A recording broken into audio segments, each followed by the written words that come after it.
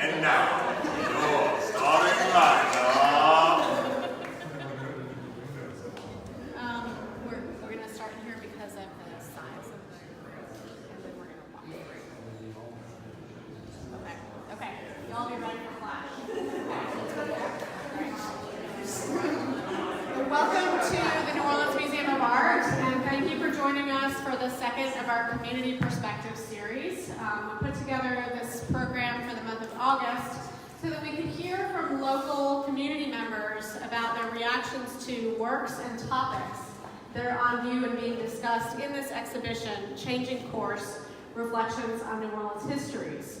I'm Erin Greenwald, I'm the curator of programs, and when the curatorial team was telling me about their aims for this exhibition, to recover marginalized histories, to think about emerging histories, it made me think of other initiatives that are taking place in the city of New Orleans that seek similar aims. Things like paper monuments, Tripod, if you're familiar with Tripod on WWNO.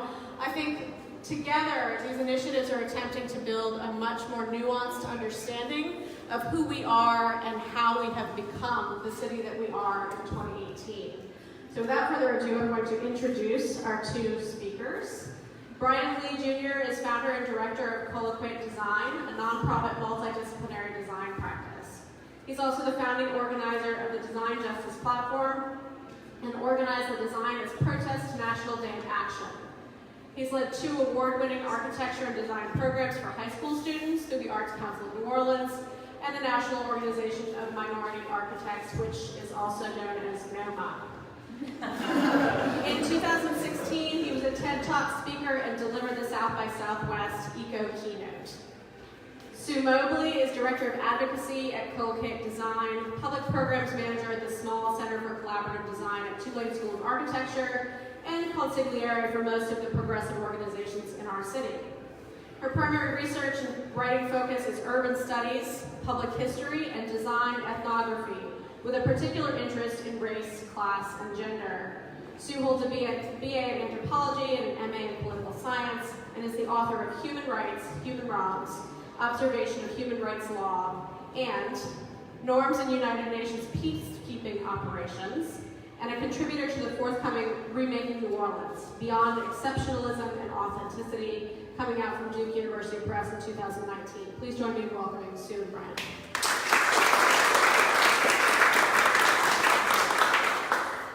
So we have to fight for the mic. I'm going to ask a question, and then whoever grabs it from me first can start.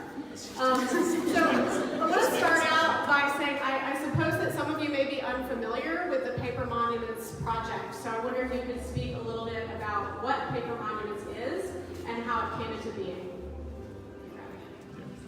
I am grabbing it. Because it's better than letting Bryan grab it and then me snatching it back. So that's how we're going to roll. So Paper Monuments is a public art and public history project that asks New Orleans residents, all of them, all of you, to imagine new monuments for New Orleans. And this project gets started really in like hour 4 of the Beauregard takedown. When a bunch of artists and designers and activists and urbanists were standing around talking about what comes next. Because taking something down is a beginning of one sort and an end of another. But there's an open question about what the shape of our city is in the future, what we want to honor in the future. And we were lucky enough to be having that conversation with some really smart people and then to go on a weird sort of retreat for a few days and have that conversation with a much larger group of really smart people from all over the country who were asking similar questions and who were interested in what was happening in New Orleans. And it turned out that one of those people was a board member for a project in Philadelphia called Monument Lab that had been doing work for several years to ask people there what they thought an appropriate monument for their modern city would be. And so we got on the phone with them, and we got to build something together that we all think is the next phase of something that's a lot bigger than the sum of its parts. Sure, and that project in Philly had a completely different context, and so they started to help us kind of define not only how we wanted to follow, but how we wanted to diverge from that process. And so as a collective, as a group, we started to talk explicitly about what the stories were that were historically disinherited from our narrative as a city, and how we could bring them to light using contemporary art and short narratives to have a transactional conversation, whether that was hand-to-hand with the posters and proposals, or the newspapers, or if it was these kind of billboard-esque size posters that we posted across the city, or that somebody has posted across the city. I don't know where we are, but yeah, look at that. That they have been done across the city. You get it, you understand it, it happened. But the idea that we start to embed the stories of this place into the environment in the same way that other stories who are not of this place, or who have sought to dehumanize or oppress this place over time, seeks to kind of remediate the grounds to which we walk. And so one of the things that's awesome about doing this project in this particular moment is that we started in conversation and with a conversation with a group that had taken one aspect of it, but we're also in conversation with so many things that are happening in our city right now, like this exhibit, like Tripod, like all of the Transcentennial series, where we're all examining New Orleans stories and thinking about them in different ways. And where new stories are being surfaced and explored, new angles into them, new angles into our understanding of ourselves and how we're connected to each other, how this place is connected not just to the United States, but to the Atlantic, to Africa, to Europe, how we connect history to the present and look to the future. And that's an incredibly inspiring moment to be working at, not just because it makes it easier to get people to write 350-word essays on deadline, which, if you've worked with academics, ain't a thing. But also because it means that as we're learning more about something, someone else is bringing something to the table that they've learned about it. So that when we're talking about Upstairs Lounge,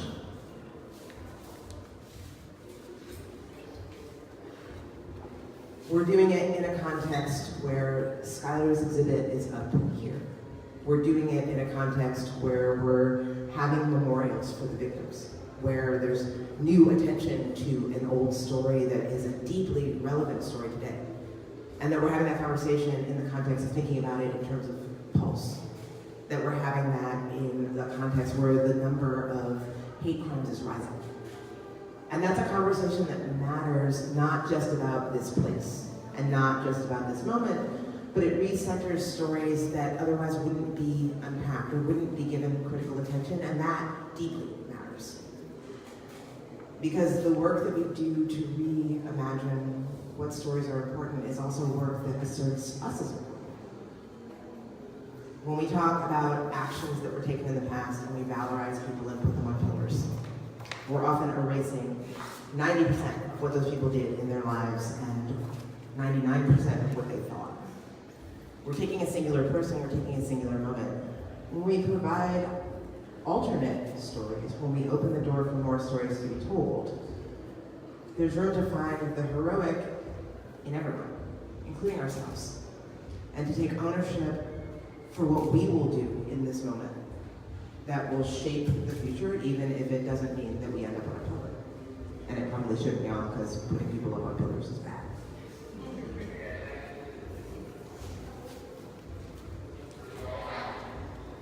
Can you guys speak for a minute about the kinds of people you've enlisted to help you in this project? Who is writing for you? Who are the artists? Have you found them? How has it been working through this?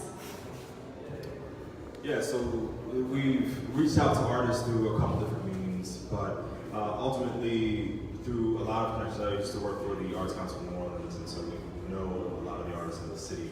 But reaching out to local artists who have expressed an interest in telling narratives through their work in some other fashion allowed us to actually open up the door to more than 50 different posters that will be produced over the totality of this project. And so that in conjunction with what Sue's been doing, which is reaching out to her network of writers, not only here, but those who have connections to this place from across the country, I think is a terrific way to kind of start to tell collaborative stories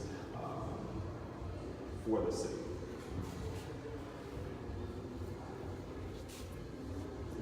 you want more this time? I just wanted to make sure you had an opportunity.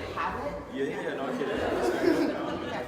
Can you talk, before we start kind of wandering around through the exhibition changing course, I wonder if you can give us some examples of how paper monuments has had an impact in the community.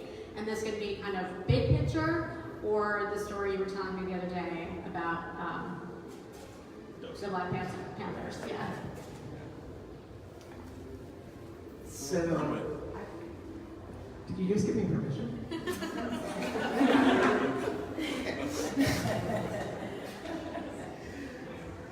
So, John Ludlam, who's standing there checking his phone, might know something about how some of those big posters got up on walls all over the place. And amongst the posters that are up on walls is the Showdown of Desire, which talks about when NOPD went to clear the Black Panthers out of the Desire with, tanks and tear gas and fire and stuff. And it's a tragic story, and it's a frequently repeated story across the country. And it's a beautiful poster because Langston Austin's an incredible artist. And because it sits at a bus stop at Canal Street where people are waiting for 40 minutes, it's also one that people have a lot of time to read because we don't have public transportation. So what are you going to do at a bus stop? That's why they're up there. And there is a man who works in the neighborhood who has appointed himself docent because he was there. He was 11 years old when NOPD blew up After Desire. He had been a child who was served by the Breakfast Program and then had been brought in to help run it as part of his growing up and taking on responsibility in his community. And so every day as people are waiting for the bus, he's telling them the expanded story of what happened at Desire, and telling young people who are waiting on their way to school why it's important that they learn their history, not just the history they're taught. We showed up at City Hall for a meeting, and Dorothy Mae Taylor's children were there wearing t-shirts that they made of our posters.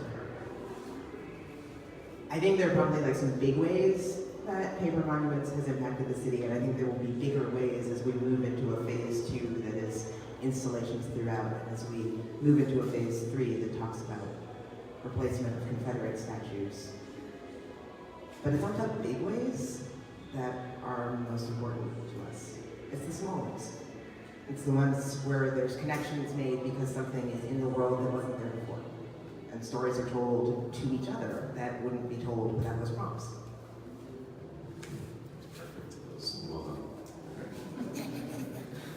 I'm opening it up, so you guys are free to run. We're free to run. Are we moving? I mean, yeah, because we've been holding. Okay. We can take questions. Yeah, we can take questions, yes. How are you funded? Wonderful question. The real question. So, a couple different ways, right? So, ultimately, we started this program out of our own pockets, and then we had the support of an organization, Certina, that helped us raise a few dollars to actually make this thing what it is. Most of that has gone towards the production of the paper itself, whether that's in newspaper form or poster form, but we have also been blessed with the opportunity to make sure that we pay artists appropriately and we pay writers when necessary. Out of that, we're not necessarily academics who get paid to do that on a day-in, day-out basis, and so that's essentially the dollars. Austin Foundation for Louisiana and Ford. Yes. I just want to give credit to all sponsors. Yeah. And a lot of in-kind donations. A lot of people have been incredibly generous with time and resources and placement. The library has been just incredible as partners. We're really lucky as a city to have such a great library system and so many great librarians. And I do think one of the things that was really special about Certina funding us initially is that it was a chance for us to really think about what it meant to run an ethical project, like to hold our values all the way through. So to ensure that artists were paid, to ensure that writers who were not academics were paid and were held as equal organic intellectuals to those who have official degrees, to make sure that we worked with a printer that had ethical practices, to make sure that when we were placing posters for pickup, which are spread out across the city, that we were doing it in a way that encouraged people to support, to go in and pick up a poster at an independent bookstore, and then also to buy books and support the business.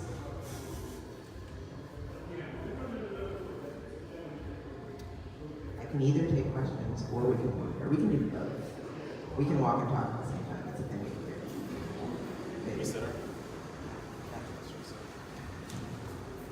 All right, so we're gonna go here. We're gonna do the same here. Let's wrap around a little bit. Yeah? Okay.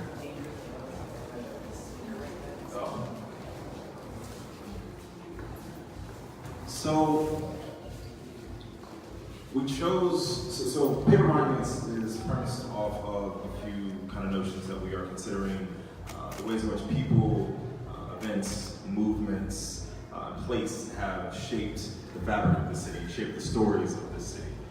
And so in this moment, in this place, we see things that are referenced in our work, but more importantly, hold true to the essence of what this city is. And so we wanted to stop here because Katrina Andrews, please, over to our left, to your right, the piece by Willie Birch behind you, talking about the 1811 slave revolt, and the other piece over here about Willie Birch. That's just yes.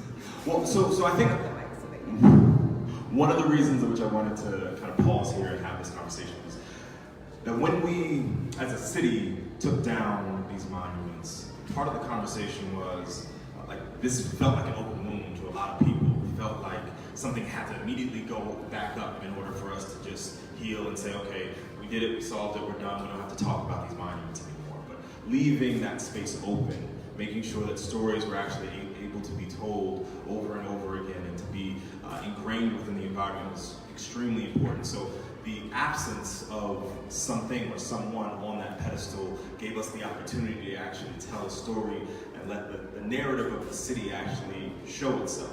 And so this piece, specifically by Willie Birch, gives us that feel from the people's perspective, right? The idea that stories were told in these seats. Time had passed. People spent hours on that porch talking and having conversations. The same thing can be said. We have hours and days and months and years at that space, in these spaces. Our stories are important, and as they are important at the scale of a house, they are important at the scale of a city, right? And so, you look like we reached this. I wasn't, but I appreciate that. I'm actually going to make you all turn around, which is going to be fun for me because then I get to look at the back of all your heads.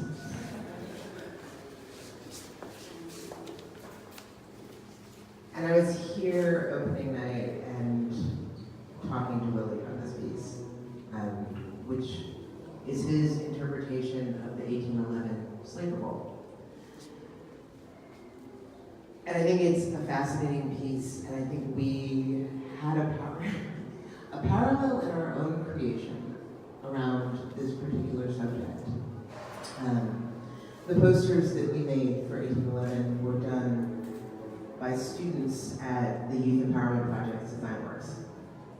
And they're learning graphic skills, they're learning graphic design software.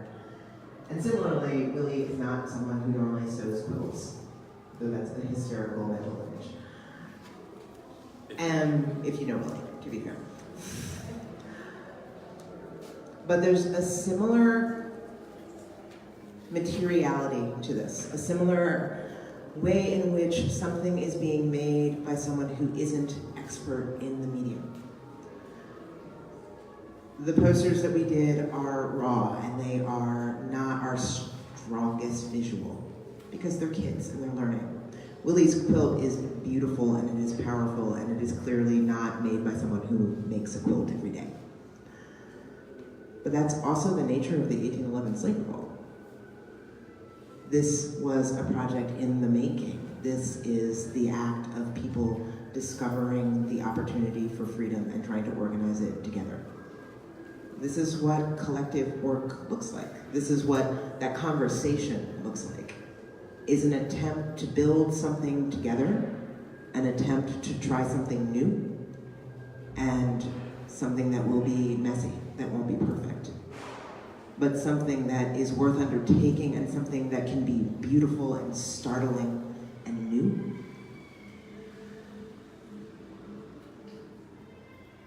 And I think it's important that we hold the space to have those conversations, to try new things, even when they don't come out exactly how we would want them to be in our minds.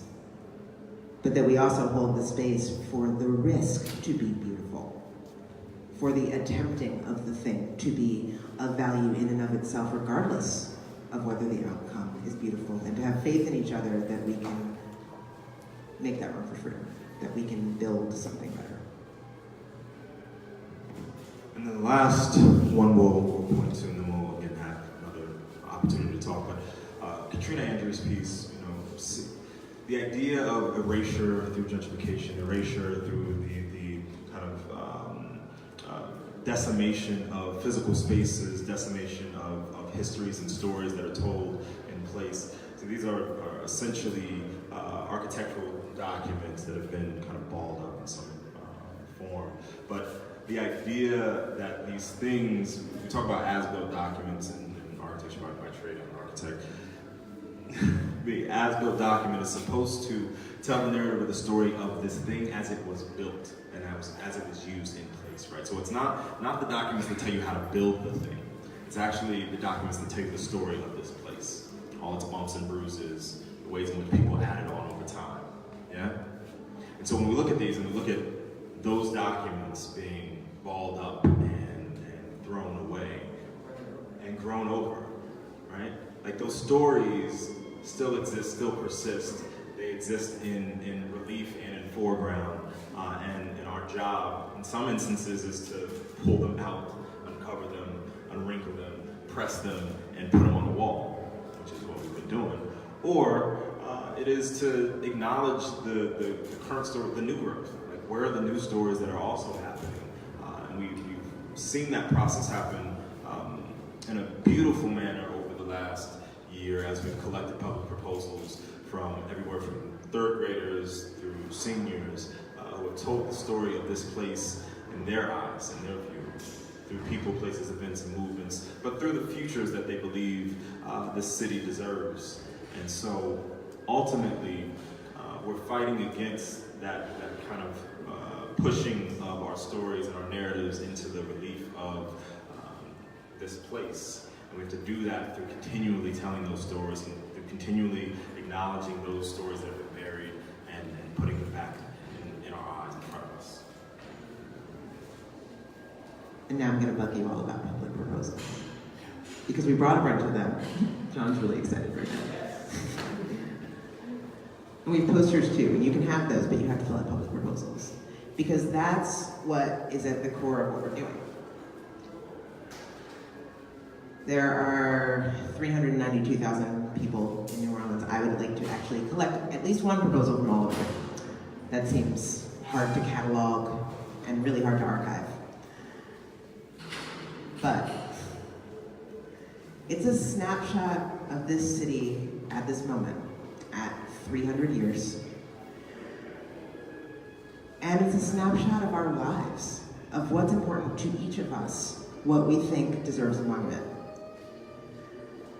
And because we're lucky enough to have a partner project in another city, which is now increasingly several partner projects in several cities, I can say that everybody's proposals not only look different from one another here, but also look different across contexts. That what people want to see in their streets often represent underrepresented or suppressed histories, often represent places that were valued but not enough to keep them standing. But that they also all represent similarities. There's a lot of proposals for monuments to moms. There's a lot of proposals to music, to teachers, to people who've shaped our lives, and those aren't all the same people, but they hold the same place. And it's sort of lovely when you start to aggregate them, to look at how much commonality there is and how much difference. But also to recognize that the things that we collectively love most, that we most feel should be honored, are very rarely the things that are. So every time I see people propose a monument to community, to the joy of parading down the street together, to the collective action of going to church or bringing children to school, that's something that we haven't learned how to honor in public space. That's something we need to figure out. Because it's not going to be the singular guy on a pillar. We're not going to replace it with that either. Those connections to each other and to place aren't easily reified into something solid. So maybe it's time not just to talk about new monuments, but to rethink how we think about monuments, to rethink how we shape cities, to rethink how we celebrate each other's humanity. That was it right there. And very nice. We have time to interrupt the conversations. I just want to make sure we have time. Yes, we do, right? 5 minutes, 4 minutes? Yes. My name is Omar Kashmi. I'm the founder of the Katrina Foundation. It's actually the first project that started after Katrina. After I lost my mother to Katrina, I had a vision of this project, sleeping in my rental car in the Holiday Select Hotel in Baton Rouge. And it's good to reach back in history like you all have done, and really appreciate it, because I've reached back in history, and my family goes back pretty much the whole period of New Orleans. My 7th great grandfather is the first person to sit on the Spanish and the French government in the building. His name was Marie Olivier Devizin. He was the consul for King Louis XV before coming to America. But what I like to say, we concentrate on not leaving Katrina behind and the dead toll. The United States government had the state of Louisiana to stop counting the remains of the dead.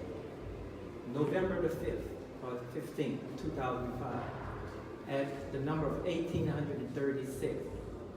There's a Katrina Wall downtown. Anyone know where the Katrina Wall is downtown? People stand at that bus stop every day. They don't know, right at 20 feet from them, on a Saratoga building, there's 1,830 names of the people that died or was killed in Katrina. And my mother's name is above the 5. Well, there's over 10,000 people dead here, and we have 4,500 of them. Dr. John Mutter at Columbia University, he started a Katrina list, which I didn't know at the time. And that project's been moved from Columbia in New York to New Orleans. We have to identify those people that was dead and those families that scattered over 100,000 all over America. So the Katrina Foundation has a list of 10,000 names that are collected, along with 5 other people in the convention center for 5 days at the convention center in 2005. We need to reach out to those families and other families that you all know and get those stories, to tell that story. And those stories will fill up all the museums in New Orleans, because we have quite a few of them. So I know I talk about this often, but so the memorial that just opened up in Montgomery, Alabama, one of the powerful things about that typology of holding space and holding ground for the stories of those who have been lost to systemic issues, but in this particular case, systemic and environmental, is extremely powerful. And one of the things that this city has an opportunity to do is to really scale up what memorialization looks like in honor of those who were lost during that time.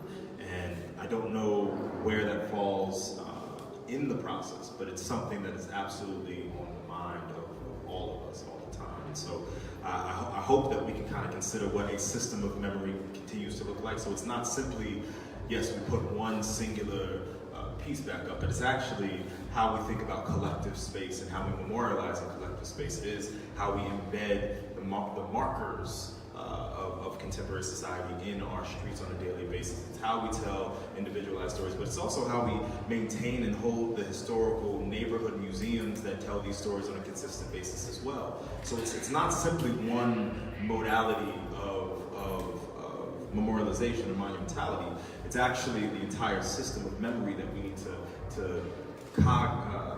actively codify into our city. Well, we have a design that we propose, and Mayor Cantrell said she's going to meet with us, and NORA is considering giving us some land in the Ninth Ward, so that's where we will bring you all in. Start. All right. Anybody else have a question? Thought? If not, get out. No, please stay. Please stay. Fill out a public proposal. Fill out. Thank you so much for taking the time to come out and see us for half an hour, and please stay involved with this process. We are going to be doing this for a while. We love all of your support and all of your help as we continue to move this down the line.